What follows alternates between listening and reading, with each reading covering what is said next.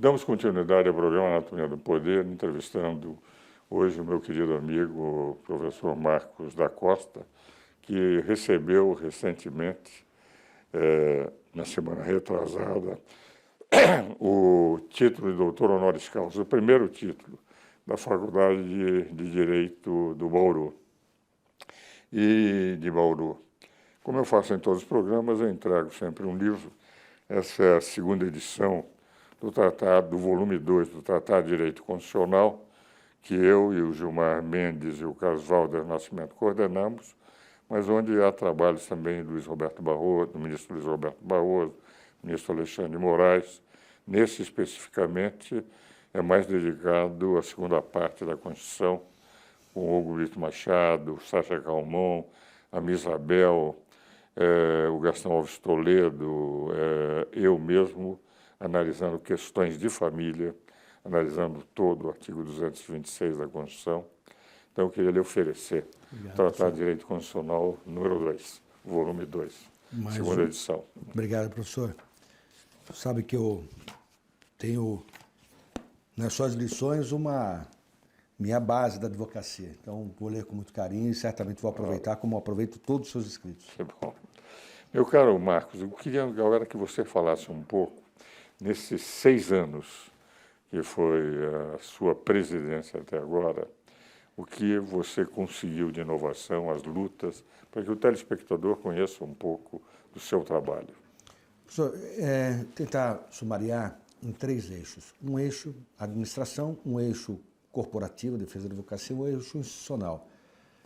Do ponto de vista da administração, nós conseguimos oferecer para a ordem, principalmente notariamente no interior, uma estrutura adequada às suas finalidades. Então, hoje, as subseções têm casos de advogados, com auditórios, com condições de oferecer cursos para os advogados da sua região. Nós temos salas bem estruturadas, salas de advogados nos fóruns bem estruturadas. E, recentemente, inclusive, nós inauguramos um auditório novo aqui em São Paulo. Nós não tínhamos, na OAB de São Paulo, um auditório digno e passamos a ter com a inauguração do novo auditório. Do ponto de vista da corporação, a defesa da advocacia nesse momento difícil que nós falamos antes. Então, nós impetramos diversos habeas corpus, diversos mandados de segurança, quando autoridades passaram a pretender avançar e julgar a atividade profissional. Nós tivemos casos de magistrados impondo multas processuais a advogados, pretendendo impedir advogados de advogar, colocando obstáculos e violando as nossas prerrogativas profissionais. Então, a ordem agiu com mandado de seguranças, com habeas corpus, com assistências processuais em numerosos processos. Infelizmente, ainda vivemos essa realidade. E, do ponto de vista institucional, a defesa da democracia, a defesa da República, nós tivemos diversas vezes, junto com o Instituto dos Advogados de São Paulo, junto com a Associação dos Advogados de São Paulo e as outras entidades que representam a advocacia, e movimentos nascidos em São Paulo, denunciando violações graves à nossa Constituição, a valores que ela nos inspira, que ela consagra, e que muitas vezes, até mesmo, infelizmente, no Supremo Tribunal Federal, nós vemos julgamentos que a afastam. E, ao lado disso, a questão do ativismo judicial, decisões que ultrapassam os limites que deveriam ser de uma corte superior e passando a tratar de assuntos próprios, por exemplo, do Congresso Nacional. Então, os 3 eixos foram efetivamente enfrentados aqui pela administração. Aliás, Marcos, uma das grandes preocupações em diversas palestras, ainda recentemente lá na seccional, na subseção de Campinas, eu analisava o risco do ativismo judicial. Indiscutivelmente, os 11 ministros do Supremo são grandes juristas. Conheço a obra desse livro mesmo que eu lhe dei. 3 dos 11 ministros escreveram, o Alexandre de Moraes, Luiz Roberto e o Gilmar Mendes, e que são figuras, indiscutivelmente, como juristas respeitados no Brasil e no exterior. Agora, essa visão que o Supremo Tribunal Federal, que os ministros estão tendo, de que eles são, na verdade, também legisladores e que eles podem atuar no vácuo legislativo, a ideia do consequencialismo, do neoconstitucionalismo, que, na verdade, não é senão um ativismo judicial, traz uma insegurança jurídica muito grande.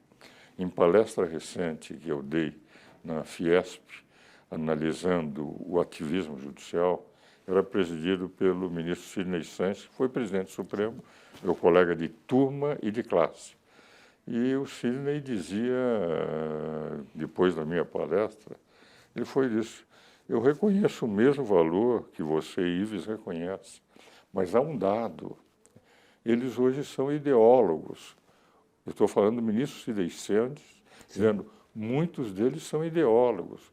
Como eles têm uma ideologia, eles pretendem que essa prevaleça nas suas decisões, quando deveria ser decisões do Poder Legislativo. Isso, professor. É uma questão de representatividade, né?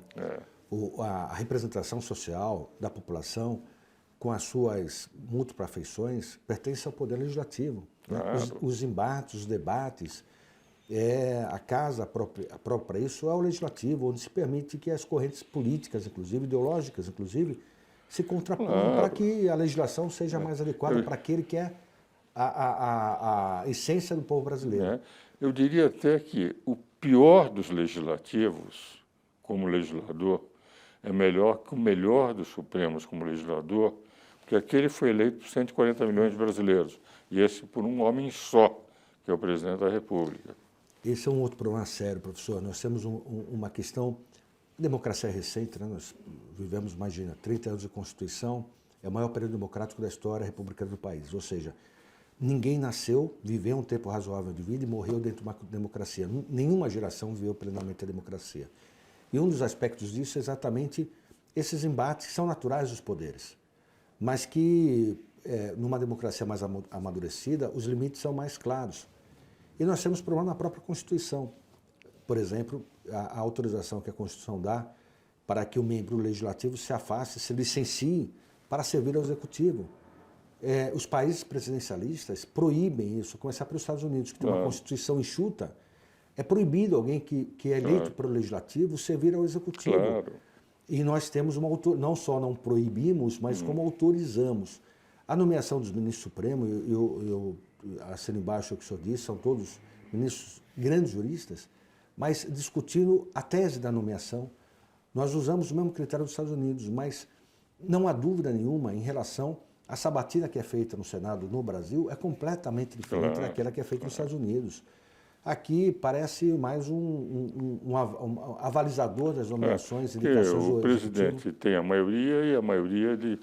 Agora, há um dado, é que nos Estados Unidos o sistema... Perdoe, professor, mas não é só a maioria, é a concepção de poder.